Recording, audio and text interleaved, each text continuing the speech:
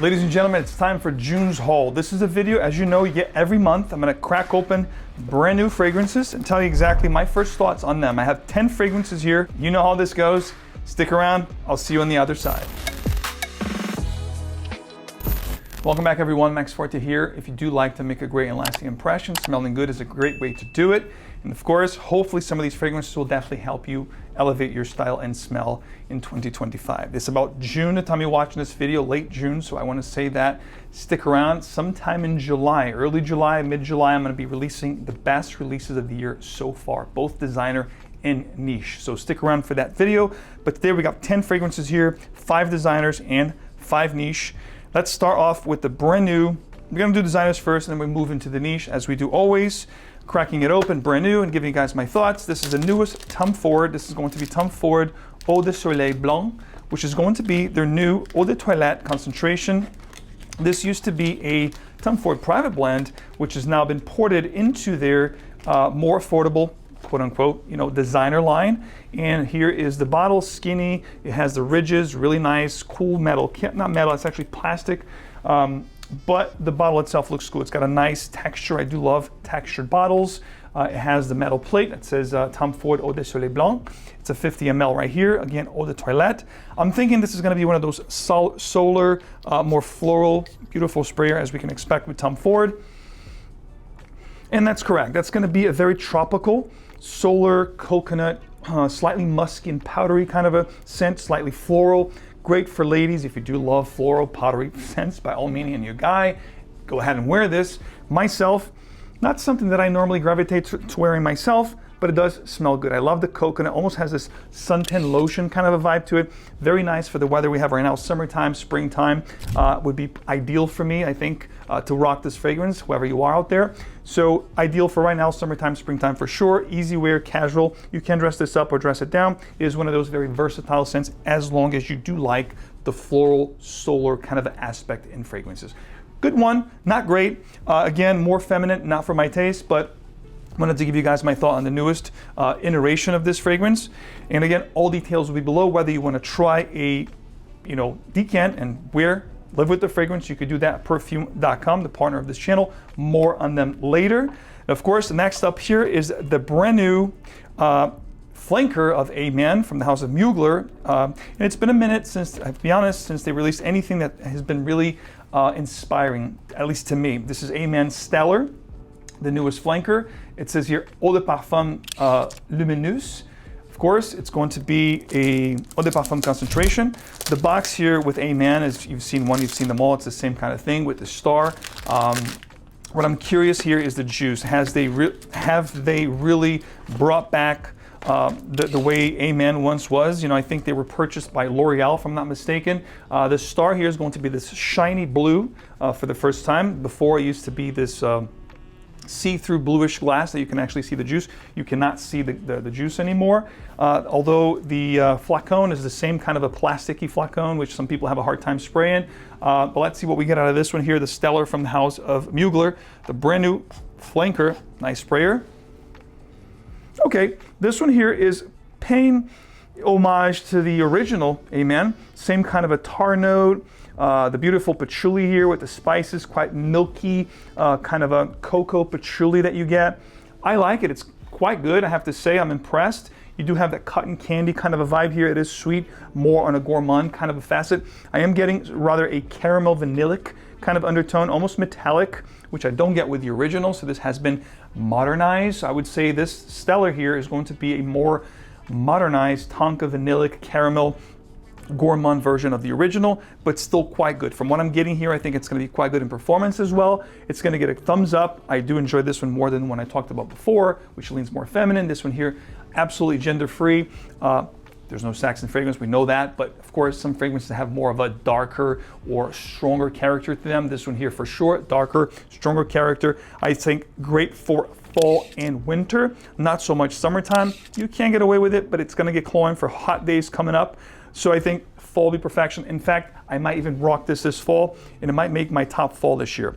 This is a good one, has potential. Can't wait to try on skin, but in the first impression, gets a thumbs up. It is nice. Again, going back to the old roots that we come to love from the house of Mugler. A couple other things that I'm getting here. that are kind of new to this fragrance and facet. There is rather a subtle minty kind of a situation going on here, but it's not enough to brag home about. There is a slightly minty and coffee kind of a vibe, kind of, you know, harping back into the old 2008 pure coffee from this line that I loved, long discontinued. So you do have the A-Man meets pure coffee with this gourmand caramel vanillic powdery and metallic undertone. Again, definitely a good one, definitely worth checking out. Next up, brand new from Ralph Lauren. This is called Ralph's Club New York. It's their newest flanker from the Ralph's Club line, which I like it. I think it's a more mature when comparing to the other lines of Polo nowadays. I think this is the one that is going to be for individuals that have a taste like similar to mine, because usually with these Ralph Club, you know, compositions, they add, you know, herbal, herbaceous, green notes, also lavender, which I love, making the scent a little bit more on the mature kind of a side. This is a 200 ml flacon. You can actually see through the glass, but it is rather metallic. There's definitely a metallic coating to this. It looks like a hip flask, you know, like people carry drinks or whiskeys, you know, and with them. This is kind of like what this wants to emulate. The cap is heavy plastic with some metal facets to it. And the sprayers usually with Polo are quite good. It's one of the better ones from the designer world. So let's see what we get out of this one here. Absolutely great, good sprayer. And this one here, again, it's gonna be that sweet, almost aquatic opening here, sort of like Invictus Aqua kind of situation here, but it doesn't go into the bubblegummy side. And it gives you, again, that herbaceous green kind of undertone with the aromatic lavender feel. It is sweet, but not overly sweet. Again, a little bit more mature. 25 to 30, I think would be great for this one here. And you can rock this all year round as a signature scent. It's one of those, but it does have a sweet, rather sweet, but not overly sweet kind of a facet. So it does harp into younger, youthful, playful kind of territory with that, you know, more modern but also mature kind of a vibe with the green, herbal, and lavender components. I like it. It's an okay for me. It's more of the same. There's nothing here that's really intriguing or outstanding. It's a good scent, very pleasant, compelling. It's going to be attractive. It's going to make you smell great, but it's not something that's going to give you a very unique or stand out kind of a vibe. More on probably the niche ones that I'm going to be sharing very soon. But this one here, definitely I have to report more of the same. Next up, we have our money code elixir. I'm very curious about this one, by the way, quite expensive. Again, all pricing, all details, if there's codes, anything special to you so you can save some extra money, links, codes, everything will be listed below to make your life easier. This is going to be Giorgio Armani's Armani Code Elixir, only available in the 50 ml, and it's quite pricey as well. Close to $200 if I'm not mistaken. I think I paid $180 for this. Nothing crazy on the presentation other than the fact that you have the silver plaque here at the front. It says Armani Code Elixir. And usually with Armani Code, it's a very beautiful collection that usually has this sandalwood, creamy, spicy, and also very sensual kind of a scent profile. Very curious to this one because when I saw the note breakdown, it's adding a liquor facet as well as a leathery facet. So very curious. The cap is going to be magnetic. Let's see what we get out of the sprayers. Usually very good. Armani is one of the best in the game. Beast sprayer, of course. And here's the bottle. Black, you can see through. There's a little bit of a transparency towards the bottle. It's like gradient from darker to lighter. There is a metal plate here that says Armani Code Elixir. And the smell is actually nice. You have a leathery facet, very similar to ombre leather from Tom Ford, definitely present here, but a little bit more on the sweeter side. I don't get that raspberry feel that I get with ombre leather. It's more of like a mandarin citrus kind of a sweet facet, but you do have a leathery, slightly boozy kind of a facet here, which is quite nice and intriguing. Very, very nicely done. If you like leathers, if you like boozy scents, you're gonna like this one. Although I have to be honest with you, it does not give me a feel that this is gonna be beastly in projection. It might be really good in performance. Maybe a nice sillage, maybe it'll be closer to you, but it will give you a nice longevity, if you will. But I don't feel like projection, it's gonna be beastly on this one. It's sitting kind of close to this surrounding. And here on the tester strip, it's really not giving me a vibe that it's gonna be a beast, projection, powerful kind of a fragrance and performance. I could be wrong, but that's the impression I'm getting so far. However, the smell is actually very good and it's gonna get a huge thumbs up. Definitely a nice change of pace from the house of Armani with the code, with the Elixir line, giving the scent a little bit of more intricate feel to it, a little bit more elevated, high-end kind of a situation. Liking this one here, definitely want to spend more time with it, and I think perfect seasons for this would be spring and fall. I don't think it's strong enough for the winter, but again, I could be wrong. More to come on this one. Last but not least, here on the designer slash right before we hop into the niche side of things, we're going to talk about one of the newest one from Jeremy Fragrance, from Fragrance One. This is going to be Club for Man, which is a fragrance that he talked about years ago, but it never really happened. It never really came to fruition. But you know, over the last few months, this was released, and I wanted to give it a shot because, as he claims, it's the best clubbing fragrance out there. Not that anyone's really clubbing these days. I don't think clubbing is something that a lot of people do anymore, especially younger generations. But it was something that I did, you know, in my time a few years ago. And I know a lot of you watching, you know, this channel within my demographic also used to do clubbing. So let's see, when I'm thinking of clubbing fragrances, I'm thinking of festive, youthful, playful, sweet kind of a situations. I have no idea what this smells like, so let's take it for a test drive. And again, sprayers are nice, but with Jeremy Fragrance One, the ethos or the theme here, it's usually very, you know, plain, simple, you know, cheap looking bottles with high price point, and the fragrances are always debatable. People say it's great, some people say it's not great, so it's quite controversial, polarizing to say the least, but let's see what we get out of this one. So yeah, the smell is good, guys. I have to be honest with you. I always keep it 100 with you guys. If I like it, I like it. If I don't like it, I don't like it. I say it's not my thing. This one here is nice. It's sweet. It's a little bit creamy. Doesn't remind me of anything in particular. It probably borrows elements and inspiration from different things, but to be quite honest with you, it's really nice. It's creamy, it's sweet, it's a little bit fruity. Let's look at the notes. So a couple of things. I don't see the nose behind this fragrance, so I don't know if this is an Alberto Morillas fragrance, because I know you worked with Alberto Morillas in a couple different projects. However, when you look at the note breakdown, it only gives you two. It gives you jasmine sambac, which is a very indolic, animalistic kind of a jasmine. This is not very animalistic at all. And it's not even very floral at all. And it gives you a benzoin kind of a vibe, which is also listed as a note, which is sweet, resinous, a little bit ambery. There is a lot more going on here. There's a lot more notes, but it's only giving you two. But to be honest with you, this gets a thumbs up. It smells good. It's quite creamy, almost Play-Doh-like. It's very fruity, very aromatic as well. But it's not overly sweet, but it's definitely sweet and playful, very fun to wear, I think. And I'm definitely gonna look forward to wearing this one. So far from the things that I've tried from Jeremy over the years, Black Tie and I think this one here are my two favorites right now. Black Tie is quite nice, and Unisex was good too. But this one here, really, really nice. It's not very designer-like in the sense that it's not gonna remind you of things that are out in the designer aisle, although it does have some components that you'll probably pick up here and there, and it's going to remind you of a few things. But overall, it's doing its own thing, and I'm liking the way it smells. I like the sweetness here. It gets a thumbs up. I want to try this one here. I don't know what, you can find this discounted, buy one, get one, whatever. But you know, if you're going to pay full price, I think it's going to be quite pricey. So try to get it at discounted. Of course, if you can try it before you buy, get a decant. Try it on skin, make sure you like it. Before you commit to a bottle. But those were the designers. Now we're gonna hop into the niche side of things. I got 5 incredible niche fragrances to share with you. I hope they're incredible. The brands are great. So we're gonna start off with one here, Room Temp 15, which is a brand from France, Paris, and they're inspired by music and pretty much the late 60s and 70s. This is called Jasmine Freak. I love their presentation. It's minimalist, but very chic, very artistic. There's a beautiful design here up front. And again, they did a great job last year. I think Wave Child was one that had the watermelon note, fruity, ambery. A lot of people raved about it. I tried it. I liked it. I didn't love it. I thought it was quite good. But you know, for the genre and what it did for me, I thought there were other things within that wheelhouse that I liked better. But it was a good fragrance nevertheless. Here's Jasmine Freak. Beautiful presentation. The bottle sits perfectly in there. This is going to be an orange kind of a juice. Jasmine Freak. Let's see what we get out of this one. Nice sprayer, beautiful mist, love the presentation.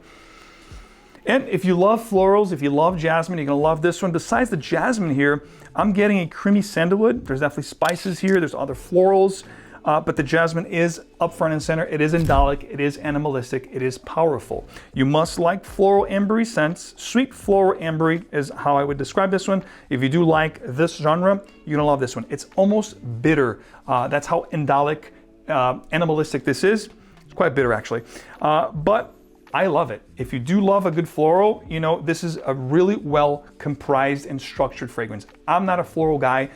predominantly floral fragrances are usually my least favorite genre when it comes to fragrances, but I'm telling you, this is very well made. And I think there's even tuberose I'm getting here as well. And I would love to smell this on a lady. I think it's perfection for a lady to rock this. It's gonna complement their style. It has a certain aura about it that's quite nice and compelling. So Jasmine Freak here gets a thumbs up for a lady scent. Not for me, I'll be quite honest with you, but I do like how it smells. I wouldn't rock it myself, but it is quite well constructed. There's a mango facet here that is quite fruity and quite nice, almost like a ripened sweet mango. Not overly sweet, but just enough to make things interesting, sensual, and inviting. Very good, guys. If you do like this kind of genre and style, you're gonna really enjoy this one. Next up, we're gonna talk about the house of Kajou. Lately, they've been releasing quite a few things, and this one here is called Ruby from Kajou, and from what I understand, it's going to be a cherry-based scent, but not just cherry. There's a lot more fruity notes here, so it's going to be almost like a fruity cocktail from what I understand, so I'm quite curious to try this one. I do enjoy fruity fragrances, especially during the spring and summer times. Is usually where I gravitate towards those. But from what I'm thinking is Ruby is going to lean more feminine due to the notes, but you never know. Here is the bottle, quite intriguing, very Middle Eastern-like. You have this, of course, ruby color, red wine color. The appointments are in silver. The cap is quite heavy as well with some emulating ruby stones. Of course, these are not real rubies, otherwise this would be in the thousands of dollars in cost, but let's see what we get out of the juice, which is why we're here. Take it for a test drive. Sprayers are really nice, beautiful, strong, powerful mist, and broad mist as well. And this is a very different take on fruity. This is going to be woody, fruity, and slight animalistic. Quite curious. I think I'm feeling an oud presence here. So cherry, oud, some floral aspects, other fruits rather than just the cherry. I'm getting pineapple, I'm getting mango, I'm getting like a melange of tropical fruits along with that woody, animalistic oud kind of a facet that's coming through. It's medicinal, it's woody, and it's definitely animalistic as well. It's one of those ouds, guys. You must really enjoy oud to appreciate this one, but I like what they did here because this is not your ordinary cherry fragrance. It's not more of the same. This is a cherry with, pardon my French, this is a very ballsy, bold kind of a cherry scent. I do like it. Can't wait to rock this one. I think you can wear this all year round. But to be quite honest with you, I think this is going to be better suited for cold weather, late fall and winter for me. This is going to be a powerful one. Yeah, so looking at the notes, you have a lot of tropical fruits. You have cherry, cranberries, or red berries, pineapple, coconut. So it's quite tropical. You have a marshmallow note, almondy facet, but you do have a woody, musky, ambery kind of a touch here, which gives, again, that, animalistic and dark facet coming through. But it's not an overly dark fragrance, and I think as it develops, it gets calmer. The beginning can be a little bit crazy for some people, especially if you don't like the animalistic and dark woody and oody kind of a sense. But I like this one, gets a thumbs up. I think I can't wait to try this during the colder months of the year. Not quite right now, but as the weather gets colder into September, October, cooler months of the year, I think this is gonna be a great one. Definitely shared. Anybody can rock this one. If you love tropical fruity and with a darker kind of a facet to it, I think you're gonna like this one. It's kind of like a yin-yang type of a situation. Next up here, new one, collaboration from Day 3 Fragrances. They're doing a great job lately. They're making tremendous strides. A lot of people talking about them. This is going to be their newest one called Royal Reflection. And this is a collaboration with a gospel singer, Megan Woods. And of course, I'm going to have her information also linked below. So if you guys want to check out her Instagram, her voice is absolutely riveting, beautiful voice. One of the best voices I've heard in a while from an American singer, and I'm not saying this lightly. So go check her voice, go check her out. I'm going to have her Instagram linked below. So if you guys, if you're curious, go check her out. She definitely deserves praise for her voice and for what she represents in the gospel industry. So this is Day 3 Fragrances, guys. Beautiful presentation, linen box. They have upgraded the box. They're always looking to improve. I see that with every presentation. The bottle has been improved since last year. This is going to be a metallic metal plate that says Royal Reflection Day 3 and Megan Woods that I talked about. Heavy metal cap. It's not magnetic. It clicks into place, though you can hold it from the top. It will not fall. Very heavy metal cap at that. Beautiful glass looking bottles. The sprayers are very good. So what I understand here from this fragrance, amazing blast, it's broken down into a pyramid that represents passion fruit, which is fruity, rose, like a floral heart, and a very musky, sensual kind of a base. So you get this pyramid, passion fruit, fruity, musky undertone that's going to surround the composition with this floral heart of rose. So that's exactly what you're going to get here. And again, just like the 𝗕𝗏𝗏 𝗏𝗏𝗏 that I talked about in the beginning, it's not something that I myself gravitates toward wearing, or even the Jasmine Freak. It is a very floral type scent. Very musky, very floral. Besides the rose, I get some white florals. Perhaps there's jasmine here. It is bitter, animalistic, but it is beautiful. I think a lady would rock this amazingly with a nice dress. This is a dressier kind of a fragrance, not like the other two I talked about before, the Jasmine Freak or the Soleil Blanc. I think this one here is definitely more suited for dressier situations. Beautiful dress, evening gown, attires like that, black tie events. I think this has that very special quality about it, which is just beautifully put together. I love the rose here. It definitely comes through. You get that rosy feel throughout the life here of the fragrance. I'm really seeing it coming through and involving the whole composition. The white musks that it has gives you the sensuality, almost powdery kind of a situation. It is rather bitter. You have some florals here that adding this bitterness floral aspect to the fragrance. And the passion fruit is a nice passion fruit, but very controlled. It's not overly sharp, adds fruitiness, which I think balances the composition, which is the part I enjoy more about, or most about this fragrance, is the fruitiness that you get with the passion fruit. Adds this hint of tropical feel to the scent. It's a good one. If you do love floral fragrances, guys, it's going to be a great one for you to check out. Second to last year, I'm going to talk about a fragrance from the house of Unique Luxury that I haven't talked about in quite a while. I actually tried this fragrance a few months back in Milan, and I loved it. And I was like, man, I can't wait to get a bottle when it really finally comes out in US. And this is Unique Luxury Ocean Rouge. Beautiful looking bottle. It's painted from inside. It has this metallic blue sheen to it. Unique Luxury Extrait de Parfum Ocean Rouge. This is 100 ml. The sprayers are actually really powerful and long. You get this really strong mist. And the smell is just absolutely incredible. I might even rock this today. It's one of those scents that when you smell it, it's going to be love at first sniff. If you like aromatic, citrus, aquatic scents, this is going to be one of the best. You put your nose on it, period. I'm telling you. It has a very nice, distinct sweetness about it. It's got this fruitiness, almost tropical feel. The aquaticness, the azonicness is definitely present as a color. It's a blue kind of a scent. And you have the woods in the base, like vetiver, sandalwood, adding creaminess, some earthiness, touches to the fragrance. Again, one of the best aquatic. If you like Elysian, if you like Aventus, it's not a clone of those fragrances, but it's in the same wheelhouse. Citrus, aquatic, and woody in the base. Loving this one here. This was love at first sniff for me there. And I smelled it very quickly, so I'm glad to do an actual proper first impression here. And of course, I'm gonna rock this on skin and perhaps even come back here and give you guys more thoughts on this one here. Huge thumbs up. I don't know what the fruits are, but I'm getting like watermelon. I'm getting this really mouth-watering kind of a fruitiness to it. Beautiful aquatic and ozonic, sea breeze kind of a vibe.